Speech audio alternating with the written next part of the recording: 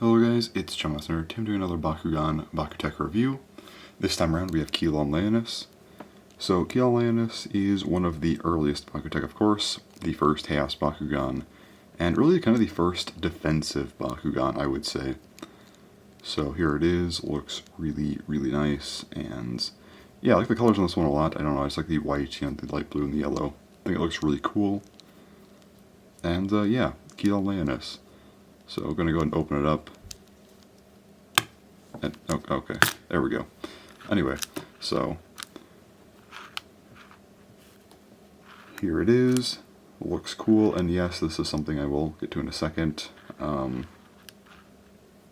yeah, just going to open that up so you can see that like normally, I guess. But yeah, anyway, so this thing is 520 Gs. Just getting that out of the way now. And yeah, you can see it takes up a pretty decent amount of the card actually. Pretty nice. And yeah. So you kind of notice when it opened up, this foot was like this. This is apparently kind of meant to be a feature, I would say, where it can sort of open up on these different stances where, sometimes one of the feet or maybe a couple will be sort of underneath like that. I think that's something like a feature, but here's the thing, it doesn't do anything. Like there's really no point to it at all. I think I've just seen that mentioned before, and yeah, no, it doesn't really affect anything, in my opinion. It just kind of does that. It doesn't really help with its like defense or anything. Like it doesn't help it to stay on the card really, in my opinion, at all. So just want to mention that because I think I have heard that before in some other places. Yeah, it doesn't do anything. Anyway, so overall, what does this Bakugan do? Outside of that, obviously, yes, it is a defensive Bakugan, and it does have the one metal cross piece on the tail here, which is very nice. Helps it get onto the card, well, stay on the card rather.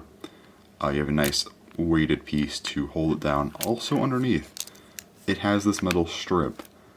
This is actually really helpful because, again, this thing just has a lot of downward weight, which really helps it out to stay on the card. Again, having a metal strip and a metal crosspiece to just be totally on the ground, yeah, it really helps to weigh it down and help it to actually be, pretty good defensively. So there really isn't a whole lot to say about this one, because again, it is a earlier Bakugan that just kind of exists at this point, obviously. So overall, what are my thoughts on it? So just for personal enjoyment of this Bakugan, I'd give it I'd give it a 7 out of 10. I think it's good. It's an early Bakugan, not one of my favorites. However, it still does look pretty cool overall, and I think, yeah, it just has a nice design to it. Also, I really like the color scheme on it. It's just nothing too crazy, but it still is a very, very nice Bakugan, and compared to like Legacy Bakugan or like the reboot especially, this thing is just amazing compared to those. But when you compare like to other BakuTech, it's just like, yeah, pretty good. As far as like its kind of, I guess, competitive use goes, this thing is in a weird spot. I'm going to give it a 5 out of 10. I will say it's okay, but it's kind of more in a mixed way. So realistically, this thing you could honestly maybe put a little bit higher if you really wanted to, just in terms of how good it is. I would almost argue upwards of a 6, because again, you have the metal underneath, which helps it to really stay on the card. It's a decent sized Bakugan. This thing is pretty solid for occupancy, at least, kind of, and then like you have some pretty good defense going on. But on the contrary, I'd almost argue it's more like a 4 out of 10, because there's just a lot of really good defensive Bakugan. Like, again, like when you get to like way later lines, like, Jaiba, that thing has 2 magnets, that's staying on the card a lot better than this. Or, look at even something a little bit closer to this, like Acro Geyser. It takes up way more of the card, and if you swap out those cross pieces for metal, again, it's more metal towards the, bottom of the card, and it's less evenly distributed, but it's still, again, some metal weighted down and a big Bakugan. There are a lot of really good defensive Bakugan out there to where I think this thing is just outclassed entirely.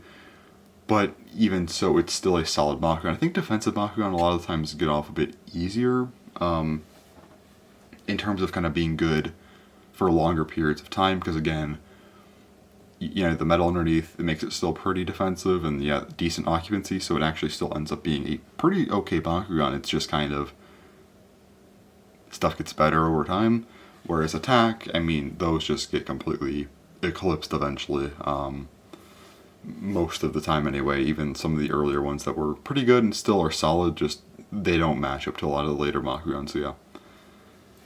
5 out of 10, but again, there's arguments to be made kind of going in either direction a little bit more, just because of how defensive Bakugan I think have stayed a bit closer in terms of strength. So depending on how you want to argue that, I would argue, again, you can go between a 4 or a 6 here, but I think a 5 is just fair enough for Kilan Leoness, because, again, it's still a pretty solid Bakugan. You could still, I mean, there's better out there. I wouldn't, recommend it, but, I guess if you were running an all-chaos team and you don't have, Sextavinal or, the recolor of, a Jebafudo, I guess you could just use, an all-Leoness team or something. If you really wanted to, you could maybe do that, but I don't know if I'd recommend that. Anyway, it's still okay. That's the main point here, and that's really all to say. So, yeah, that's Leoness. So, thanks for watching, and bye.